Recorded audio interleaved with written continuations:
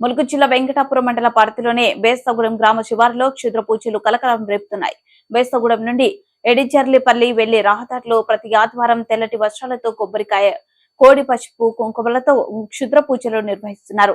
ఈ క్షుద్ర పూజలు గుప్త నిద్ర కోసం చేస్తున్నారని గ్రామస్తులు ఆరోపిస్తున్నారు. నిత్యం వాహనాలు రద్దీగా తిరిగే ప్రదేశంలో చేయడంతో గ్రామస్తులు, వాహనదారులు, పాదచారులు భయాందోళనకు గురవుతున్నారు.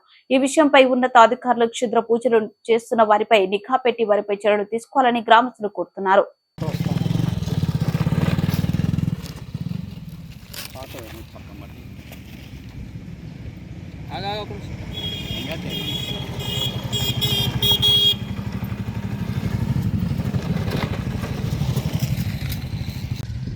మాది వెంకటాపురం మండలం బెస్తగూడెం గ్రామం అండి. మా ఊరి చివర్లో ఎవరో గుర్తు తెలియని వ్యక్తులు క్షుద్ర పూజలు చేసినట్టుగా మాకు తెలుస్తోంది. ఆ అర్ధరాత్రి సమయంలో కొంతమంది గుర్తు తెలియని వ్యక్తులు ఊరి చివరికి వచ్చేసి పూజలు ఏవో చేస్తున్నారు.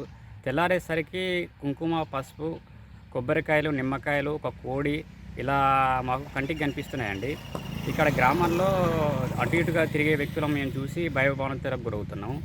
ఇక్కడ ఉన్నతాధికారులు దీనిపై స్పందించి చర్యలు తీసుకోవాలని మేము కోరుతున్నాం.